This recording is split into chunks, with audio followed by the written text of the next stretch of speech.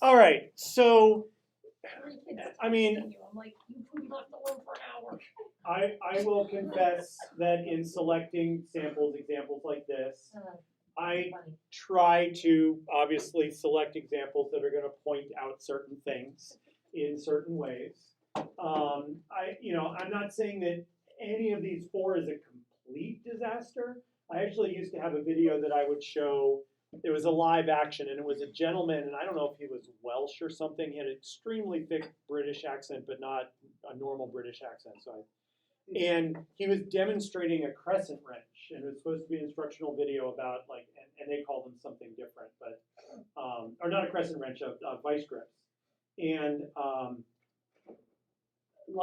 there is some. It sounds like he's got an engine, like he's in a garage, and he's got an engine running right next to the thing.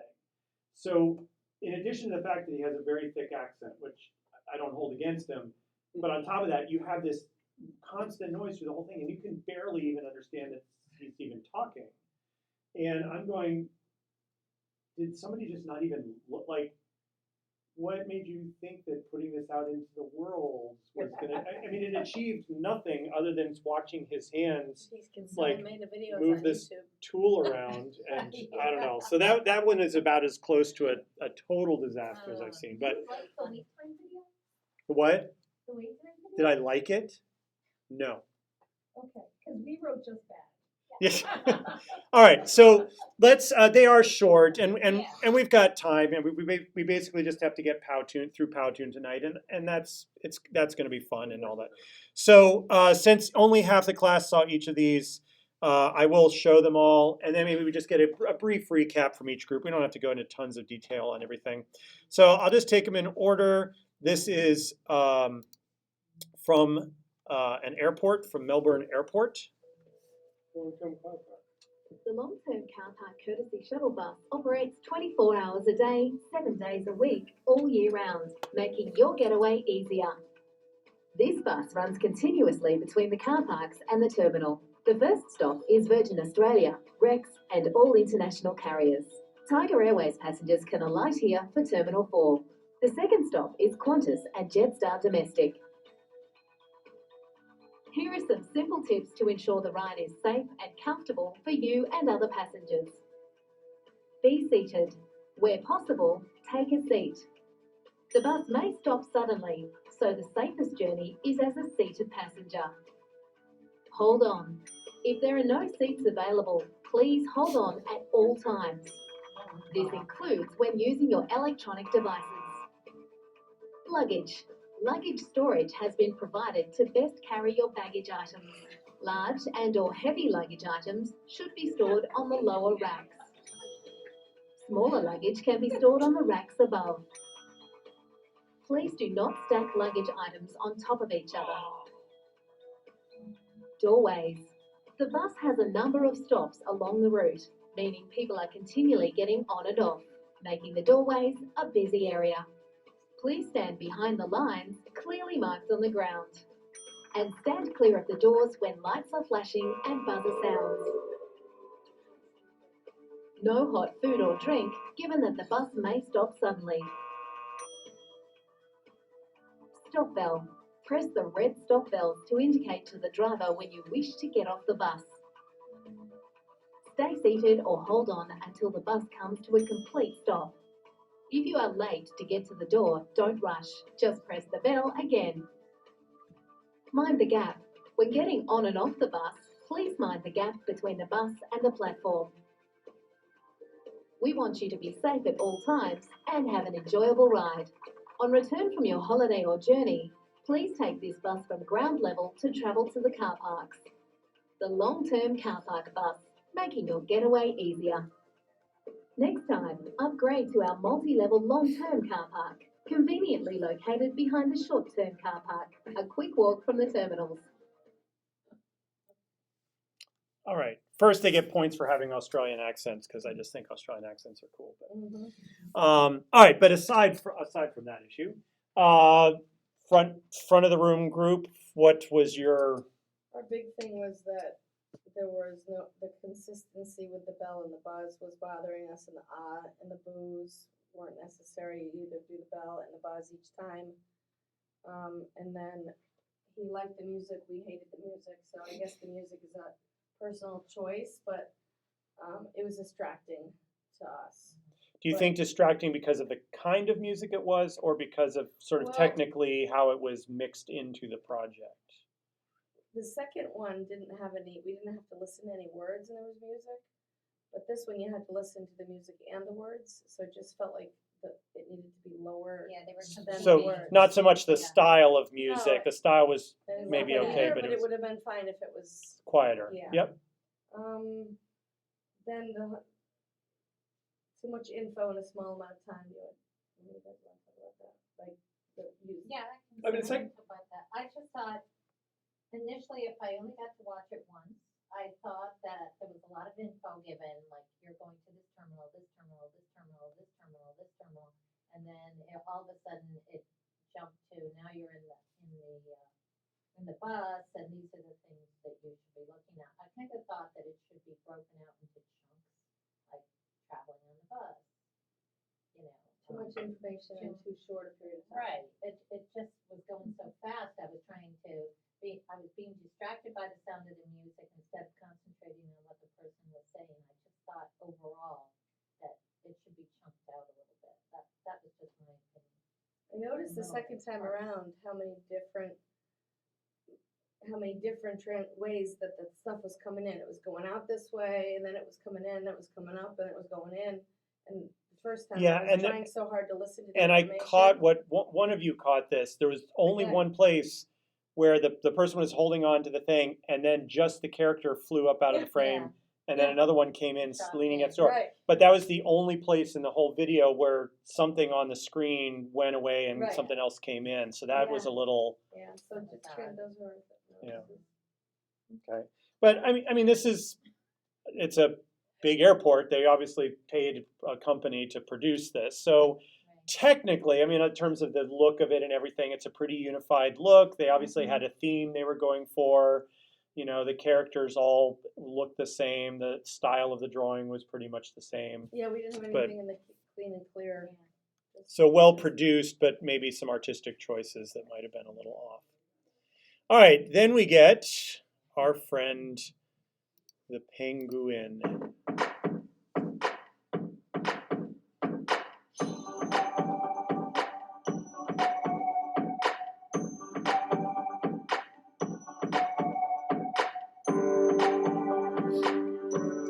Sorry, my mom was an English teacher, and when the first word on the screen Wow. is misspelled, Yeah. that's not the correct your. We talked about the apostrophes last week. Should have been Y-O-U-R. So when that, I didn't mean to stop but I just, and it's an English class.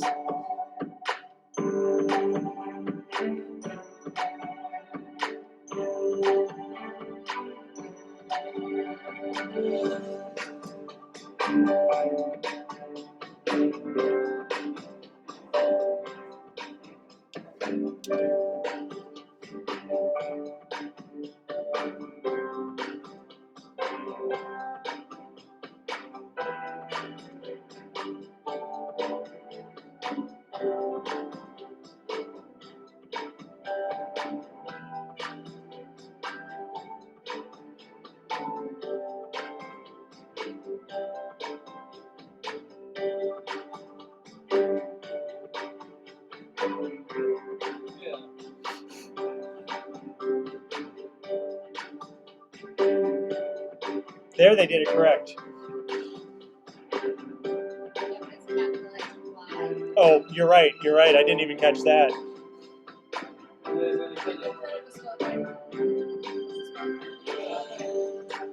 That's not really done.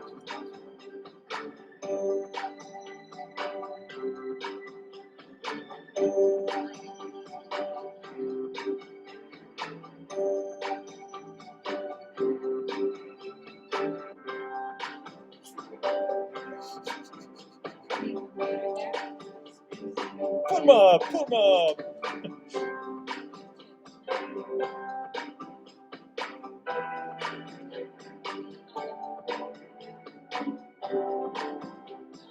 Please don't contact her. Oh, crap. It was A-N-T. Is that ANT there? At the end, it's an independent. Introducing Powtoon. Other than ours, I didn't fetch the UR right from the beginning.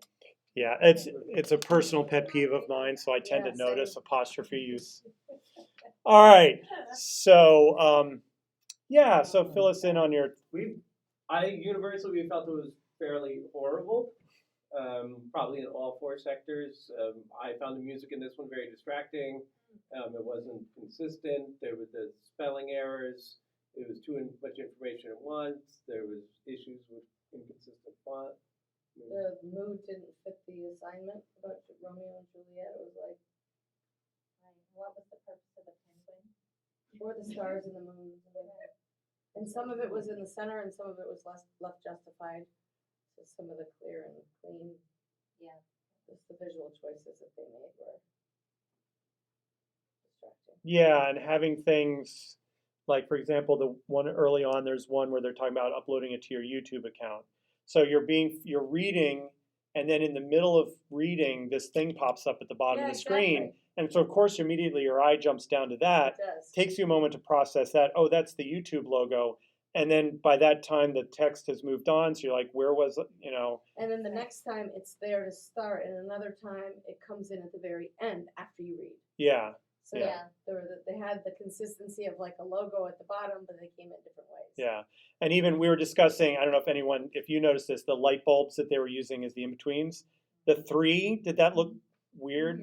Yeah. And I noticed this time around, even the numbers on the light bulbs were a different Were font different each fonts. time. So that there Why would wasn't you even put that consistency. rate? My mind playing with me, I'm like. Well, and we're trying to figure it out. It looks like an E because it's so squared off. So your mind reads it as, oh, that's an E. Oh, but it's backwards. And then you're going, oh, that's wrong. And then later on you go, oh, that was supposed to be a number 3. And when I watched it the first time, I was doubting myself. I was like, is that a backwards 3?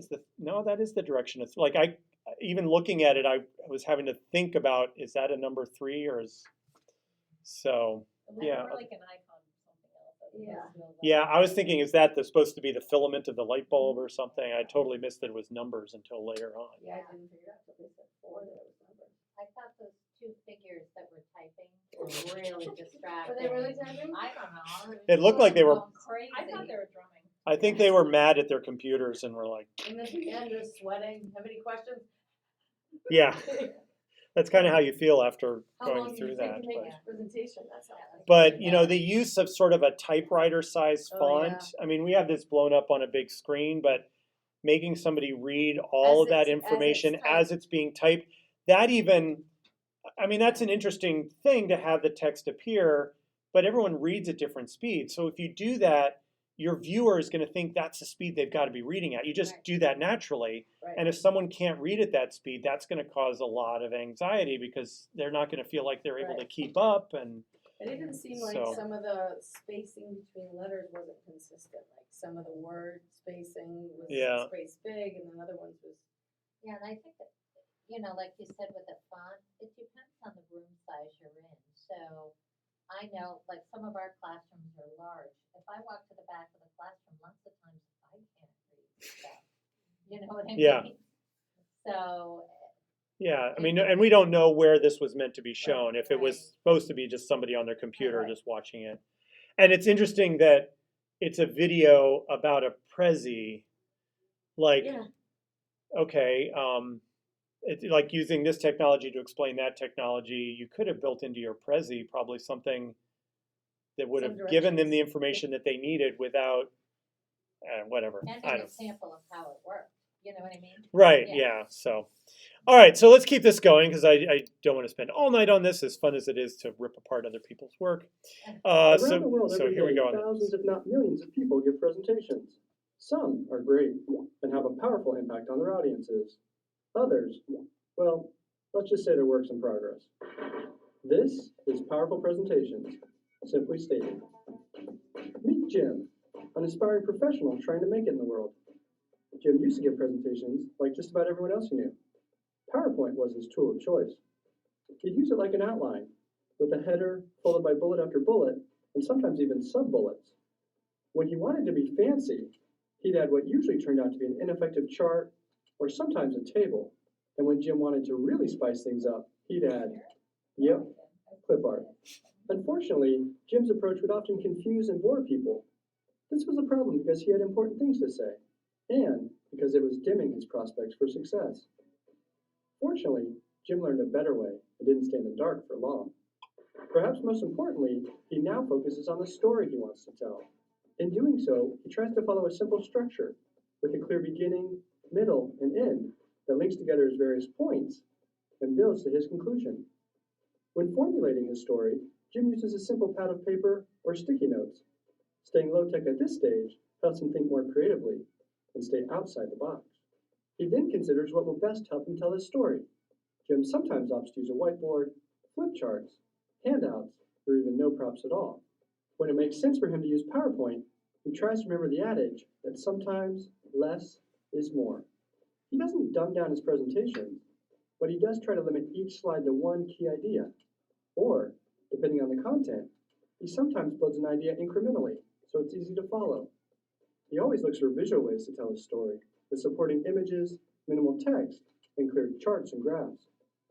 Sometimes he uses quotes, but he tries to remember that people can't read his slides and truly listen at the same time. Jim still uses plenty of text to help him remember what he wants to say, but he hides it in his notes that only he sees. Jim's new approach takes more time, energy, and rehearsal. It's been well worth the effort. His audiences are now much more engaged and better understand and remember his presentations. And, as if that weren't enough, his pocketbook doesn't mind either. This has been Powerful Presentations, simply stated.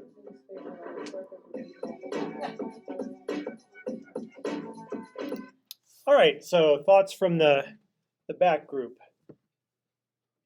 So what we wrote down was there was a couple of clean elements. Yolanda actually heard the clicking noise. None of us else did. And then I closed my eyes to see if I could hear it this time, and I think it was when he was trying to introduce things, but there was a little bit of a clicking noise. And Kristen saw that there was a shadow in the top corner of those, so those might have been a little bit. And I think it was Yolanda said that the circles for people were distracting. So Yeah, I just figured out at the end what they were. And then they start erasing them and making them bigger, and like, Right, you're like, what? they Persons. turn them into text bubbles and all that stuff. Overall, we thought it was very well done. We felt that it was the consistency was good. That technically it was assembled well. We thought that it was quite coherent in its theme. It was using the whiteboard. It had humor. We thought it was well done. We did say that right now in the course we think it's well done, but maybe you'll point things out and we'll be like, oh. yeah, no, I mean, I would agree. This one is a pretty good example. I mean, that drawing technique is one that gets used a lot now, and there's even programs where you can use where you put in a text and then it automatically makes the hand look like it's drawing it. I think in this one he was actually, or somebody, whether it was the actual guy narrating or somebody he hired, was actually physically drawing the things on a whiteboard. You film it and then you speed up the film so that it goes fast and that. But that's a particular technique, certainly, that you see quite a bit these days, of that hand-drawn whiteboard, or sometimes a chalkboard, or just that idea of somebody actually writing on something real. But no, I mean, like the music, I think they did a good job of finding a good level in this case. The mistake is always making the music too loud. You almost can't make the music too soft, because the music's not even really supposed to be listened to anyway. It's not, unless it is the thing you're referring to. So as long as they're aware that there's music there, that's almost all you need. So you almost can't make music too soft and have it be a mistake. What about So- speed? Did that seem like, how when we were talking about the He- one from the airport? I It seemed fast to me, but maybe that's. It not could have. I supposed mean, to be. certainly with the way the drawing happens, it sort of gives you that sense of Yeah. speed because everything is sped up. Yeah. So yeah, I mean, you maybe could make a case with what he was covering that he could have slowed down a little bit, maybe, or something like that, I could. But I think again, this one is probably, if you're actually looking to learn how to give better presentations, you're going to watch it more than once. Yeah, So and that's it's- the advantage of video in general. I guess it's trying to weigh between usefulness and entertainment, because if it went any slower, I think then you'd be distracted. and Louder, the faster, audience, funnier, Like, you know. my middle school students would pay attention to anything that they said, and I think they would actually absorb like the content from that, because it was engaging enough, but not overwhelming. Yeah, In my fifth graders, that would be way too fast. yeah. Some of the times But we like the watch use it. of the black and white, that's a good way to eliminate a lot of distractions. We know a stick figure is a person. You don't need a fully realized, artistically drawn person, because that's not the point. It's a placeholder. Maybe the audience, all the circles for the audience was maybe a little hard to understand, but that's also a good way to kind of really, I mean, it's very meta, right? Because he is making a video about making presentation, so he's kind of self-referencing. So you're kind of going, well, is he doing all the things that he's saying to do? Is this a person that makes all sorts of videos? Like I think so. The splash screen at the end is like produced by so and so. So I have a feeling it's probably somebody that can make that certainly has a certain background in making these kinds of videos. And maybe they have a whole series that seem to be like one piece of a. Why did they analyze him? I'm not sure his advice was necessarily all that great, or like it just kind of seemed like it was kind of haphazard, like little, what are the things, like pithy kind of things, like this is how to make it better, like make it interesting, tell a story. So yeah, and it's like this. Maybe this was an introduction to a larger series of things where maybe he goes into more depth about things. I don't know. It's so yeah. So again, perfect, probably not, but definitely a pretty decent example of a video. So let's finish up with the wait time video. They're already laughing. How to effectively use wait time in the classroom. Wait time is a pause between asking a question and expecting a response. It is intended to get all students' minds engaged in thinking about the question and task at hand, encouraging universal participation by providing ample time to process and think. Wait time can vary from short to long based on the question asked. Teachers should use their best judgment and remember not to preface a question with a student's name. Research shows us that when wait time is used in the classroom, more students voluntarily provide answers and overall achievement increases. Let's look at some examples and non-examples of a teacher using wait time. Today in class, we are going to be learning about goal setting. My goal is to one day get the lead role in the play Wicked. Take 10 seconds to think about what one of your goals is. I know. My goal is to be the President of the United States. That is a great goal. Thank you for being eager to share. Today in class, we are going to be learning about goal setting. My goal is to one day get the lead role in the play Wicked. What is your goal? Anyone? Eating right is important to staying healthy.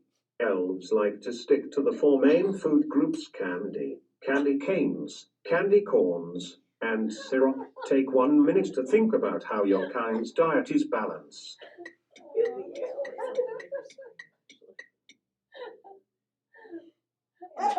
I know. Fruit, vegetables, grains, protein, and dairy. I think chocolate cake might count too. Way to go. Nice job using your time wisely to think of all of the human basic food groups. Did you notice how the second example of wait time was longer? This was intentional because of the more complex nature of the question. In both examples where wait time was used, all students had answers prepared to share. Most often when wait time is not applied, the majority of students are not prepared to answer. You too can have this success in your classroom if you just provide wait time before expecting a response. Now, go be effective. I feel like Oh I my say God. just bad. Just bad. Just really It's bad. horrible. It was not great. Oh my God, that was so Kind of funny. reminded, did anybody ever see what is that, Board Games with Matthew Broderick? Yeah. Do that you want reminded me to of the play a Computers. game? Yeah. Yeah, That voice, I wanted to Oh get my out of the God, that room. was so funny. My guess is, and again, just having worked in the world of audio production for so long, I think those are synthesized voices. Sounds like it. Certainly Because it sounded that like he main was trying to narrator one be is. monotone, but it was like this Yeah, but weird. the artifacts in the voice just, I think there are programs where you can type in a text and it will generate a Pick one. voiceover for you. But that was not the way to do it. That's so bad. And then all the text was capitalized and the spacing was all off, so it looks like they tried to justify it and all Sometimes the it was bigger spacing than was, others, yeah. And he read everything that was up there. Right. And That's that's why Yeah. I finally the just point. closed my eyes and listened, because I'm like, I'm not even sure what they're talking about. Like, I Yeah, need to just what- listen. What is the alien? I mean, okay, I Yeah, get and humor. I like humor. like Humor can be fun. It was not coherent. Yeah, but No, where, not at all. I what? have no Stick, idea. stick All of a with sudden, one. Elf was Like, teaching But something about- coherent, we wrote none. I Yeah, must say, that- the second question was better because it was the wait time something. is And longer. I'm thinking it was an elf. What the heck was the elf? And the non-exam, I couldn't get the non-example, how No, it was a that's what I mean. non-example, like, Yeah, I didn't She get didn't that. wait long enough. I- Oh, the elf didn't wait long enough. We'll Okay. just go with just bad. Just yeah. So, bad business. but again, somebody Made it and put it felt out like there. this was something that was Ready to going go. to instruct people about wait time and felt like putting it out there in the world for people to So now I see. feel bad. So, well, Come but on. I mean, you That do, was you bad. have to be willing to recognize when something is truly not what it should be. I mean, that's, you have to, because otherwise you're not doing anybody any favors. So, yeah, so I mean, this is just, obviously this is a way I wanted to, introduce the 4 Cs as a framework, as a way of looking at projects like this, and obviously give you a chance to use it in sort of teacher mode, in evaluation mode. But the hope is now, as you move forward and you're creating, to start off with, the Powtoon videos, and things like that, and maybe even in your gaming, even though gaming is not going to be a video or an audio, although you may have elements of that in your games, but just to keep these kind of things in mind, or if even in your own classroom or your own situation, you're having to put together a video for somebody, just keep this stuff in mind. Or as you're watching other videos, you'll probably watch them in a different way now. All right, so that'll be something that we use as in the background. If I say, keep in mind the 4 Cs, now you kind of know that's an abbreviation for thinking about all of this kind of artistic choices and technical execution and those sorts of things. All right, so I think we can shift gears. Yeah, I'm still going to get you out of here early, I think, tonight, to Powtoon. And as I said, what I want to do tonight is focus on what I call what the stuff is. So this, this is also available on the website, but especially because you're going to be on Powtoon, this is kind of a summary both of this week and of next week, because the back side of this page is more the what stuff does. And actually, there's some things on the front of the page that we're going to set aside till next week as well. So what you should do is get logged into Powtoon, which I know many of you already got there at this point. Just take a moment to get basically to this splash screen of Powtoon. The link, you can use the link that's in the Moodle to get to Powtoon, but it's also just powtoon.com. And then once you log in, it will automatically take you to the class.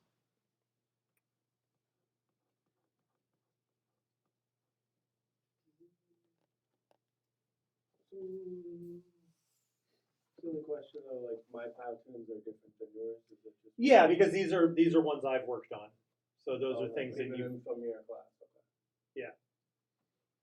So you've got the ability to create things that you aren't sharing with other I people. tried to So import the PowerPoint this afternoon. that's still in beta for them. So I was going to say, to moderate success, I found I needed to erase a bunch of stuff in the background and almost start from the beginning, then to put things back. yeah, I mean, they even tell you that's a beta at this point. Yeah. All right, looks like we're almost all there. comes out to beta? So beta is, my son plays a lot of video games, so it's like, oh, it's beta. So like, then is it, There's not usually a designation after that. At that point, Then it after becomes to beta, market. it's a full release after beta usually just means it's still in testing mode. So we think it works, but there's probably still bugs. So beta is the second and final testing before. Yeah, honestly, beta at this point really is just come to refer, not even second, but just this is still in process. Okay. So, yeah, I mean, But I mean, there's obviously some kind of like alpha testing where they're not even showing the public. yeah, I don't know that I call it alpha testing. I don't know that anybody else actually does. Okay. But yeah, if you're running basic ideas past people, that's what I usually call alpha testing something before you've even started production on it. And then once it's in production and you want people to try it out and try to break it, that's beta testing. And then usually after beta testing, it's in full production. So, all right, so here we go. The main screen that you land on, this is just kind of your home page. Any projects that you're working on will show up down in your Powtoon, so obviously you won't have the same ones that I do. Powtoon does have a lot of places where they have pre-created or pre-arranged content for you, and I certainly encourage you to explore those. It can be a shortcut, but at the same time, if you're really interested in creating the thing that is going to function for you the best, you're generally going to want to start more or less from scratch. So everything I'm going to show you tonight is going to be assuming that we're starting from a blank slate. But along the way, there are places where I'll point out if you want a shortcut, or maybe you just need to get some ideas and see what can happen. So right off the bat, they ask you up here, what kind of Powtoon would you like to create? And they've got a whole bunch of what they call templates. They don't come out flat and say educational. Explainer videos are usually where teachers end up landing if you're going to go with a pre-existing template. And that's usually just set up with a character who's sort of looking like they're talking about a topic that you're trying to introduce. There are, if you go in a little deeper, and you don't have to do this yourself, but if you go to more templates and you pick categories, there is actually a subcategory for education, and they even break it down by teacher and student. So if you dig down that deep, they do have a bunch of templates: class goals, school syllabus, graduation, school rules, teacher introduction, 8-step instructions. So there are a bunch of templates there where they've kind of already gathered and pre-created a bunch of content. And just like with PowerPoint, usually at that point, you're just going in and replacing their placeholder text with the text you actually want. You can adjust anything in any of these. It's not like you're stuck with any of these choices. But that might be something to check out. So they do have a bunch of categories that you can go through in terms of that. So like even personal, special events, holidays, inspirational. So if you want to explore some templates, and sometimes if you've gotten like you feel like you're stuck in a rut, sometimes pulling up a template can be a good way to just kind of go, oh, let's see what somebody else came up with that's in this style. And that might give you some ideas of things to do. But as I said, just so that I know, or that you know, that you can take it from the ground up and go from there, what we are going to go for today is the dreaded blank Powtoon. So just click on that button right there, and that will take you right into the workspace. Now, they already are thinking about coherence.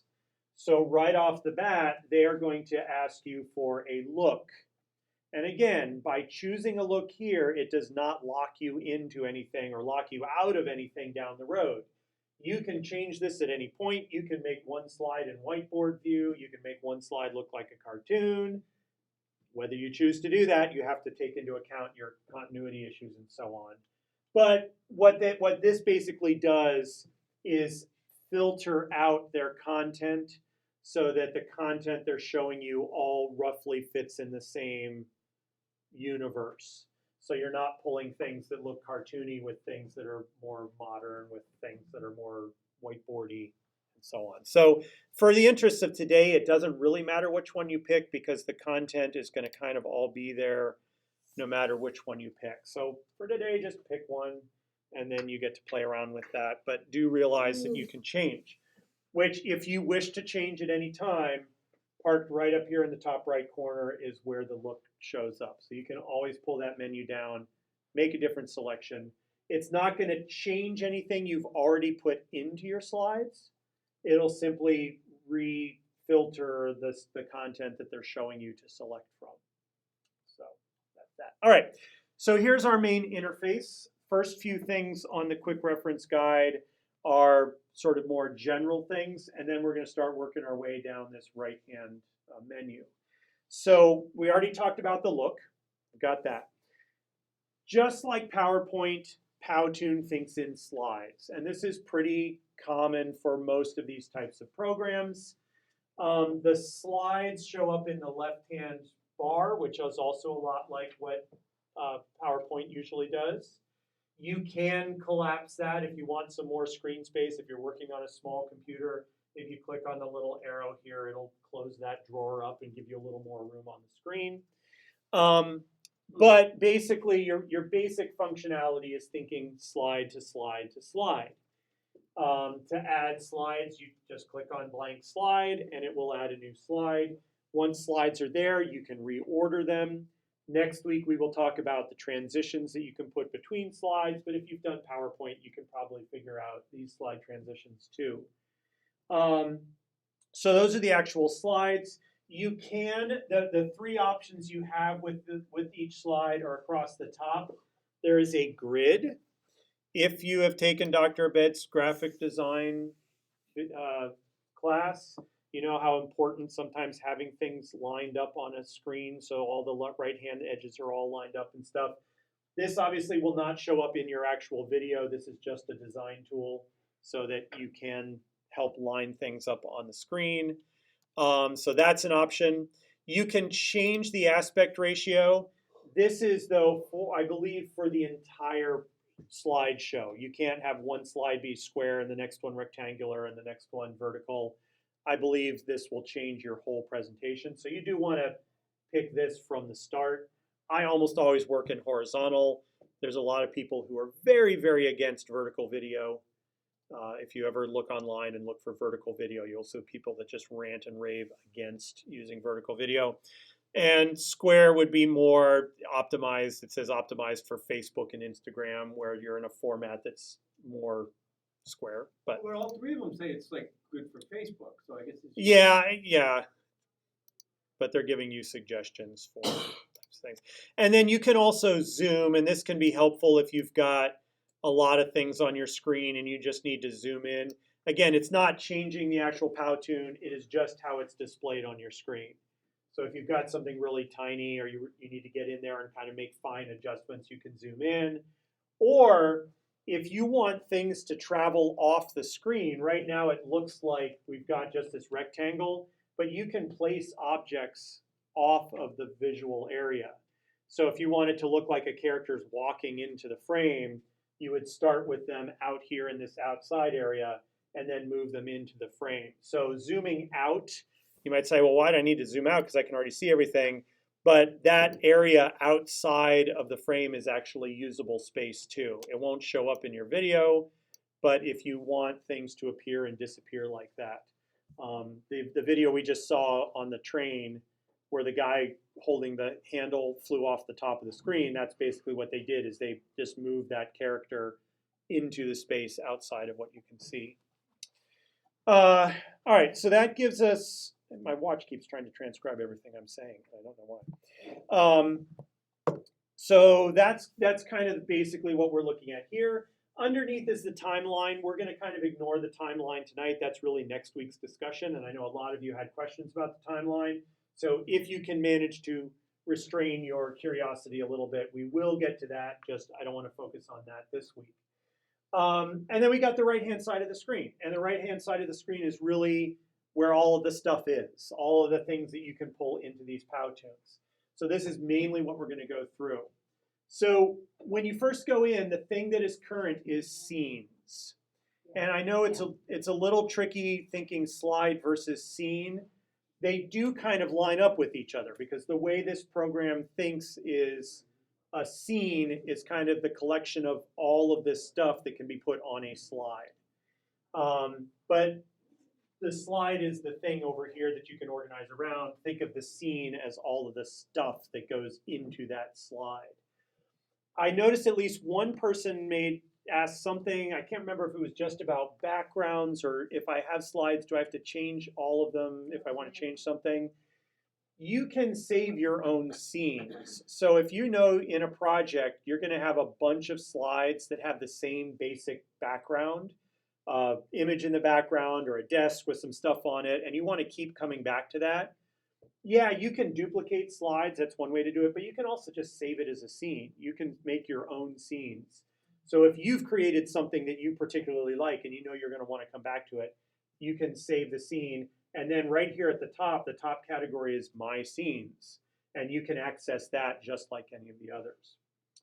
Below that, scene-wise, this is kind of an extension of the templates.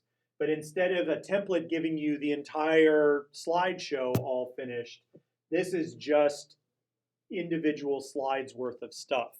So, and it's all always categorized. So maybe I pull up the intros and it's giving me probably a dozen or so, yeah, more than that, like a couple dozen pre-constructed slides worth of stuff. I'm just going to pick the first one here and I click on it and boom, everything that was in theirs is now on my screen here. You can even see here how some of these images do go out of the frame so that you're only seeing partials. So that is something you can absolutely do. And so this is like a little pre-built thing. They usually do have timeline built into them, which is also a little confusing. So as this slide would play, if you hit the play, things will be moving around and all that. You will know how to do all of that by the end of next week. But just understand that in their pre-built scenes, there will probably be animation involved in those too. But again, anything that's on the screen, you can change, you can alter, you can move, you can get rid of, you can add to, whatever. It's just a way to kind of quickly get to a starting point if that's helpful. But again, who knows if somebody's going to come up with the exact arrangement of stuff in the exact look that you're going to want to use. So that's up to you. All right, so that's scenes. Good? All right. So what I'm gonna leave that there. I'm just gonna create a new slide. So I go back to a blank slide. Next one down is backgrounds. A lot of this stuff is kind of self-explanatory. I almost feel bad talking about it because you can probably figure out on your own. But background is exactly what you think it is. Whatever you pick for background will fill your entire slide. It's one of the few elements that you can't move around, you can't animate it, you can't really get it to do anything. It will just sit there in the background. So this can be good for just solid colors, or if you have an image that you want to have fill the whole background. But remember, from what we were just looking at, be careful about like making your background too busy or having too much in it where your people are going to be looking at the background going, oh, I wonder what's going on there. But you can just pick a background color if you want to go real simple. They give you some pre-selected colors, but within those, you can also go to a full rainbow color picker and really kind of go anywhere on the spectrum that you want. Yeah. So if you had a character, or let's say an object on that slide, can you use that picker and choose a color and then use Like the eyedropper thing? Yeah, the eyedropper, sorry. And then use that color as your background? Yeah, that's what the eyedropper tool is a color sampler. Yeah. And what that lets you do, it turns your mouse into a little eyedropper. Yeah. Whatever that eyedropper is pointed at on the screen. So like I can't take it off. So if I went to my first slide and clicked on something there and then came back, could I click there and on the second slide and make it my background color? Yeah, because now that color is kind of the current color. And just like you could do with scenes, you can also save your own colors. Oh. So if you know there's a color you're going to use over and over again, you have a particular affinity for this shade of pink, you could add it to your colors, and then you'll have their color swatches, but you'll also have your color swatches. So that's another tool you can come back to in terms of that. Backgrounds don't have to be just a flat color. They also give you images. They even give you videos, but again, I would be careful about putting anything that's moving as your background of your slide, unless that's the point of the slide. We will talk about adding videos to a slide as a separate thing, but you know, they've got a whole bunch of different kinds of videos. They have some color backgrounds. These get into ones that are, you know, have some sort of variation to them. You know, again, sort of PowerPoint style. It kind of gives you some zones you can work with and stuff like that. But again, the thing about backgrounds is there's actually very little you can do necessarily to sort of edit the image itself. Like I can't move these boxes around. They're not separate things. This is basically an image. What you will find, or maybe have already found, is that for pretty much every item you ask, there will be a gear that shows up when you've clicked on that item. That is how you access any editing options that that item has. So when you click on a background, at least this one, you'll notice swap just means it will replace what's there with something else you choose. So if you've sized something and moved it around and put it on a particular location and you don't want to go through all that again, if you swap it out with something else, it'll keep all those settings for you. Backgrounds, it doesn't really matter because it's swapping out the whole thing. But you can also flip, so you can reverse it left to right. That's not going to make any difference on this because it's symmetrical. But like the ones with a diagonal line, you could flip it so the diagonal line runs the other direction if you wish. There is a blur option on this, and it gives you the ability to select a certain amount of blur. So you can do that to the image. And then you get into color, but this goes back to, you know, recoloring, and it'll just take you back to a flat background with that. So on any of these items, just know that when you see that gear, when you click on it, that will show you all of the things that you could do to that. If they're blurred out, it just means that particular object can't do that particular thing. All right. So that is really kind of it in terms of backgrounds. I mean, mainly at that point, it's just kind of going through what they give you. They do give you some images that you can pull in. Oh, do they actually have that drum one?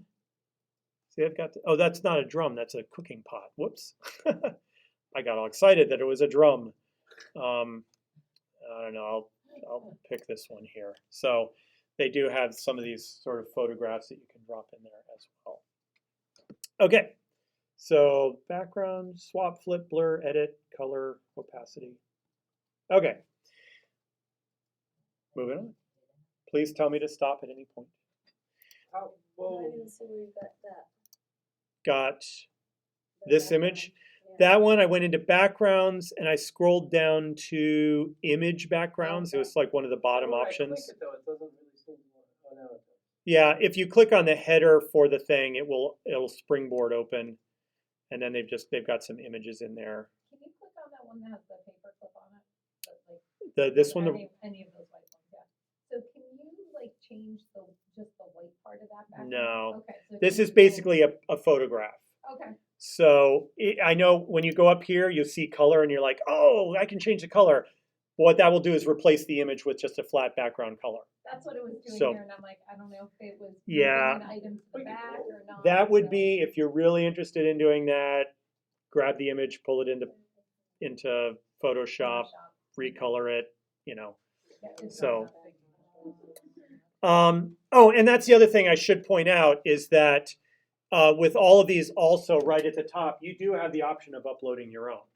So if you have a very specific image, you have a logo, you've got a photograph of your classroom that you want to be the background, you can upload your own backgrounds and drop those in too. So you aren't just limited to what they've given you. Although they do give you quite a bit. So, okay, so we're good with backgrounds then? All right, moving on, text. This is all of the stuff that you can normally do with texts. Again, they give you what they call designed texts. So those are texts that they've just also put together with graphics and so on. But they give you title, subtitle, and body text options. You click on one of those, it highlights it. This is a title. And you simply type in what you want. The gear for this, which automatically popped open for me, gives you typical text options. You can pick a font. They are not going to be the same fonts that you are used to. I'm not even sure they have any of the normal words you're used to, like Helvetica and stuff like that. You just went up to add title at the top? Yep, That's all you I did? just clicked on add title and it immediately dropped the box in. So, honey pie, no, this is, now I'm going back, I'm having flashbacks to Dr. Bed's class and like, I've got to And think about the thing font is, I'm using. They're not in alphabetical order. Yes, that And is also and true. then also, you know, usually when you use one, it'll always pop up on top because they think you're going to want to use it again and again. You have to keep Right. finding it. Now, what you can do is you can mark fonts as favorites. Oh, okay. So I think, yeah, when you hover over a font, it's got a little star next to it. So you can tag certain fonts, and then at the top of the list, if you click on the star, it'll just show you ones you've tagged as favorites. Can you tell me why this whole box wouldn't be showing like this? It's like, Oh, yeah. I Oh, had that's that too at interesting. home. I had that is it same because thing. of? Huh. Click on the gear again and see. I think because Huh, that's interesting, because on mine it pops out as a separate window, but for some reason on yours it's, But is it because of like something, some setting on his I- background maybe? I don't know what it would be. Huh. Something to keep an eye on, I guess. So besides that, then you've got sizing, plus and minus, so you can make the text bigger and smaller. It is the case, this is something to be aware of, that all of the text inside a given box will be the same settings.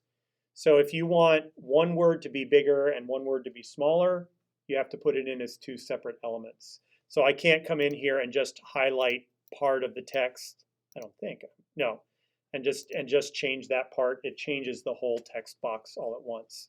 So sometimes you just have to get creative if you want to do additional formatting. Bold, italic, underline, left justify, center, right justify. You all know what all of those things do. You can change the color.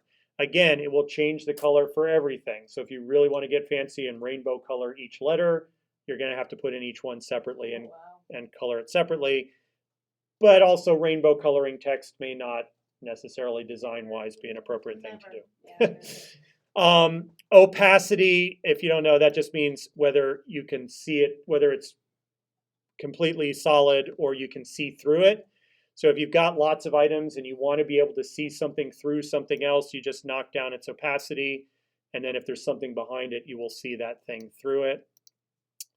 We're not going to talk about effects or A to B. That's next week. Arrangement, if you've ever done anything in any kind of a graphics program, this is what, if you were to put this into a three-dimensional world, what thing is on top of what other thing. So especially when you have multiple items, if you need your text to be in front of something else, that's what the arrangement link does. And that it basically, you can move things forward, meaning closer to you virtually, or move things backward virtually, or you can move them all the way to the front or all the way to the back. And those are the four options you get. So that's something to think about too. You can turn anything into a hyperlink. But again, by convention, if you throw an image on the screen and don't tell your user that it's a hyperlink, they're not going to know it's a hyperlink. So you need to make sure if you're going to turn something into a hyperlink that you let people know that that's what it is. So you can turn a picture into a hyperlink? Almost any element I think you can link, you can So- turn into a link. So you would just need to put text underneath and say, click here or something? Yeah, yeah.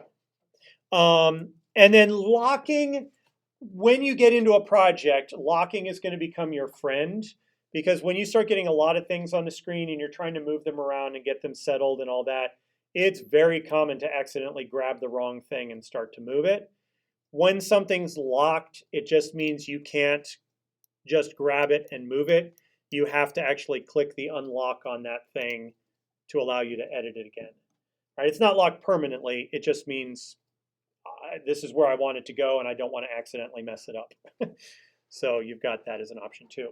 Other than that, in terms of the actual text on the screen, you can obviously move it around just by clicking on the box and dragging it. There are handles on the left and right side that let you resize the width of the box. It will automatically resize itself vertically.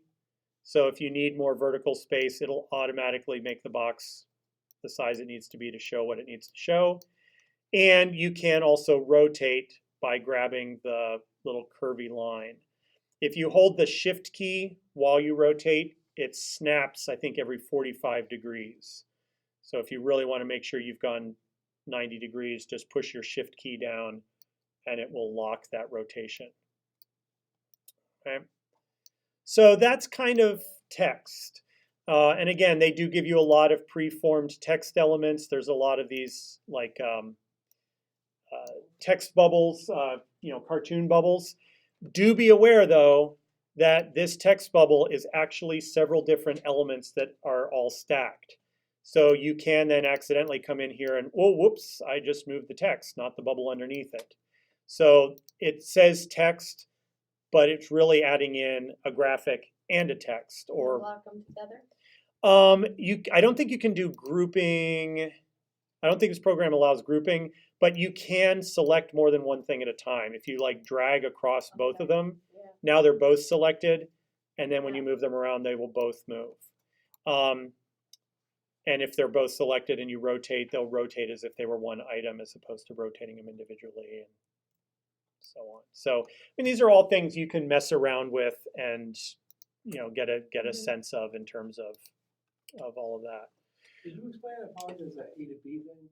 That will be next week. Okay, I apologize. A to B is the main animation tool that's called tweening. So we will talk about that next week and how that works, because that involves the timeline. It involves setting a start point and a stop point and a start rotation and a stop rotation and then a tween in between the two.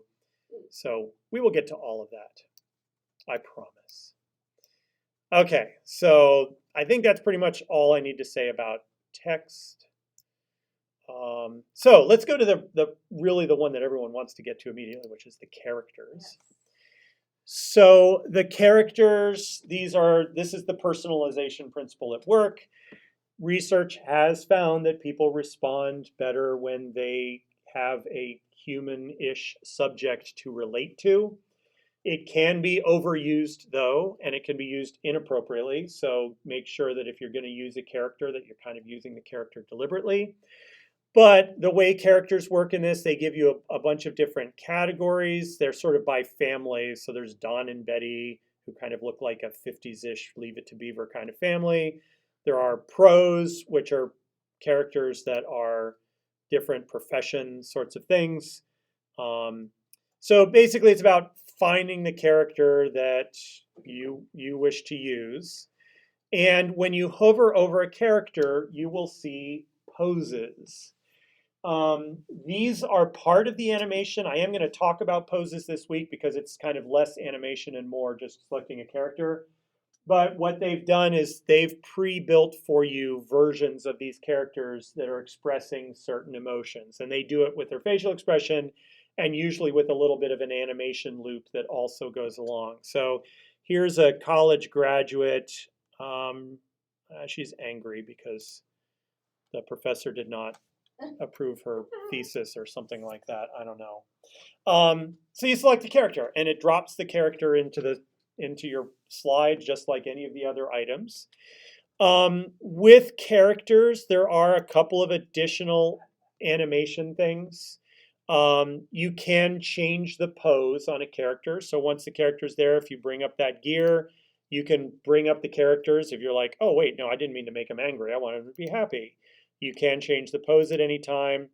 You can flip the character. And again, from a graphic design standpoint, the direction a character is looking or facing can affect the way that somebody processes what's on the screen. If a character is looking off the frame, the viewer will also draw their eyes off the frame. So they won't be looking at whatever you want them to look at. So you might want to give some thought to, on some of these characters, if they are facing a direction, which direction they're facing. The animation, I know I said I'd do animation next week, but this is really just about the thing that they do to express the emotion. You can either have that happen not at all, so just static character comes on the screen and is just there. You can choose how many times they do the action, or you can have it loop for as long as that character is on the screen. And again, based on some of the videos that we were just watching, you having those animations loop in the background may be distracting. So maybe you just want them to do it once and then stop and chill, right? So that's stuff that you can play around with as well. But other than that, a lot of the same features, you can resize it, you can rotate it, you can do all those sorts of things. You can swap a character out for a different character. Can I ask a question? Yeah.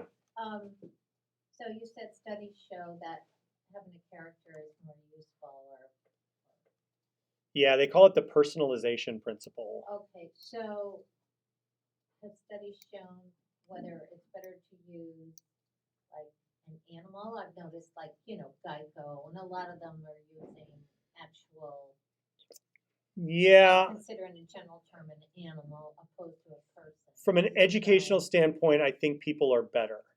Those like the Geico Gecko, that's more of a marketing scheme. They wanted something immediately uniquely identifiable and a little bit of humor. But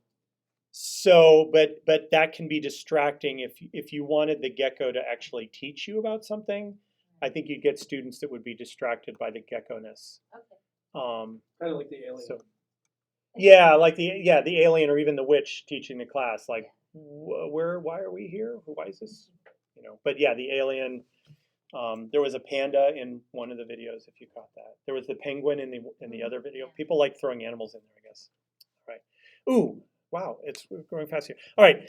Honestly, I mean, now that you kind of see what's going on, I mean, props, same thing as the characters, except it's just stuff. So it can be, I mean, there's health and safety. So you want to put a hard hat on somebody, you can put a hard hat out there and we'll replace her mortarboard. I can't make her mortarboard go away. It happened, I went to health and safety, under props, like one of the first categories says health and safety. Oh, okay. And there's a hard hat there. So I just gave our graduate a hard hat. I can't make her mortarboard go away, but I can replace it cover it up with a hard hat. And again, you can rotate, you can resize, you can flip it, you can make it. I mean, here now that I've got things underneath each other, if I make that hard hat not 100% opaque, you start to see her mortarboard show up through the hard hat. So you've got that as a library of stuff. Shapes is what it says. So there's basic shapes like squares and triangles and circles and rounded rectangles and Pac-Mans and stuff like that. I think last year I did a video where I used this shape and made it into a Pac-Man and had it like come across the screen. So it's just another category of things you can draw from. They have animated shapes that do things. They have what they call image frames where you can put a graphic inside it, so like computer screens and things like that. So that's something else to check out. Images, this would mainly be if you have a photo that you want to upload. They do give you some premium images. How useful they actually are, the chances that they're going to have exactly the image that you want to use. But I don't know, you got a poster hanging on the wall of your scene and you want to resize the poster or put a picture in the poster, hang in there, whatever. And then really the last one I wanted to point out for tonight is videos.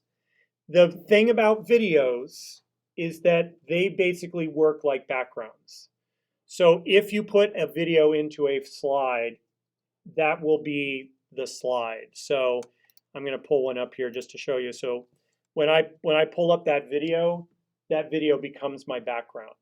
The other stuff that's there is still there, but I can't resize it. I can't do things to it like I would other sorts of things. So that's the one limitation of videos in the Powtoon environment, is that they really can only function as full slide backgrounds. But it's another you're thing. limited for each slide to only play up to 20 seconds. So like it's not like PowerPoint where you can embed a video in that's going to be longer. Right. Yeah. You couldn't put like a whole instructional video on one slide. Okay.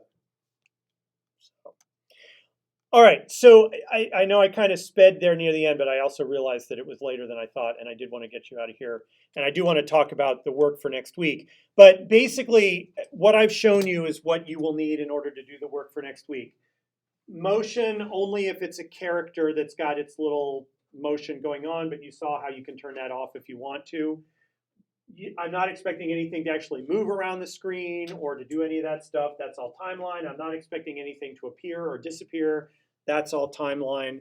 So really just knowing what the stuff is and playing around with it, it's probably mostly just about kind of exploring what they have and getting a sense of the kinds of things that are available. So in terms of next week, two things. One is a forum, and these are kind of linked to each other. The forum is just an open question, and it's about teaching facts. The basic premise is there's a lot of focus these days on going beyond teaching facts. They want us to get into deeper content, higher order thinking skills, all that. But let's face it, we still have to teach facts, right? My students still need to know what a quarter note is and what a half rest is. So just, read what I'm prompting there. Think about how you would teach facts and what kinds of things you do to instruct facts. Then for a little mini Powtoon project, what I want you to do is just create a blank project. I'm giving you a name to call it, just last name, first initial. I'm not going to have you submit it over the course of the week. We'll take care of that next week because I'm running out of time. But I just want you to create 3 slides, and on each slide, teach a fact. So using the stuff, text, images, characters, whatever, backgrounds, just make a picture that teaches a fact. All right, so the two are linked. The forum gets you thinking about what kinds of things are important if you want to instruct a fact. And then that just gives you kind of a focus, because we can get lost in all the content in Powtoon. So it just is kind of serving to help focus you. The facts can be related to each other. They don't have to be. So like I could do, this is a note, this is a rest, this is a clef or something like that. Or they could be 3 different things. It really doesn't matter. This is about practicing Powtoon and having at least somewhat of an instructional goal in mind as you're drawing all of the material in. All right? Is that clear enough? So just like 3 screens. Just 3, yeah, 3 over on the left-hand side, slide 1, slide 2, slide 3. Don't worry about transitions, don't worry about anything else. And then just for each slide, compose a visual that would instruct somebody in a fact. Okay? Yes? Since I'm not teaching, so I don't know how to do this with homework. In terms of teaching facts? Yeah. It would just be, it's really, I mean, you don't necessarily, it's really, Remember your project for crochet when you Then did, you mean the presentation? yeah, the presentation? Maybe take one of those. We could do 3 facts on your terracotta warriors. Yeah, there you Yeah, go. that would be great. 3 facts. yeah. So, it could be, I mean, it's instructional, but it doesn't have to necessarily be for a classroom. Just think of, I want somebody to be able to watch this and come out of it knowing So, I mean, all of ours are going to be fairly isolated, right? Like, you don't want a big, like, ID plan of, like, what this. Oh, yeah, is. no, this is, it's a mini A project. little bit. Yeah, so. Yeah. Anything, 3 facts. Yeah, just 3 slides, and on each slide, using all of that stuff we were just looking at, just compose a picture on a slide that would teach somebody a fact. So with this one, do we maybe want to concentrate more on the bells and whistles than we normally would because we're actually using it? So instead of like the less is more principle, like to at least show that we've kind Do of you looked want us at to them. show that we're trying to use a lot of different things, or do you want No, it to you be don't. effective This is a good question up here. So the question is, like, because this is kind of also a demonstration that you can use Powtoon, is it more important to kind of put a lot of things in there? I would say no. I mean, honestly, if you've shown me you can get 3 or 4 things into a slide, I'm pretty confident you could get 7 or 8 things into the slide too. Okay, Like, so but obviously you don't don't- just do a text box for each one. no. I mean, it's Powtoon. You want to use their drawings and their stuff. So, pick a style and see what it's like to just put things. Remember, you can blow up things so they go off of the screen if you want, to just show a part of something. You can upload your own stuff. So Could you show us how to make something come onto the screen? next week. Oh, okay. anything that moves, aside from the Alright. person waving because they're saying hello, anything that moves, we will deal with And I next can't week. make it look like Oh, me, thank you. right? You should be able to get pretty close. I Yeah. mean, you can't do a ton of customization on the ones that they've given you, Yeah. but they do give you a lot of options. Sometimes you have to look through the categories Okay. to find ones. I know there's ones where they do like a whole range of skin tones because that's important. Yeah. Or just like different hairstyles sort of thing. Right. But it's not like I can't take my outfit. my It's daughter not like plays the The emoji. Sims. Yeah. And in The Sims, she spends hours like customizing avatars. Like you Yeah. can't go to that level on this because it would Right. be too hard for them to process in the background. But see what you can do. All right, so I apologize for sort of technically going over 2 minutes, Really good. but let me know if you have questions through the week. And yeah, really just one forum post and then creating a 3-slide Powtoon for next week. And I'll show you how to submit it next week. So don't even worry about getting it to me over the course of this week. Just have it done by next week's class. Oh, we don't have to. Submit. No, because honestly, I want to double check the submission because I think that has actually changed since I used Powtoon last year. So I just want to double check myself so I'm not telling you to do something that is not correct. Okay, so just the forum. Just and then create it. Just create, okay. Just create it, and then next week I'll show you how to get it to me for future reference. All right. Thank you all.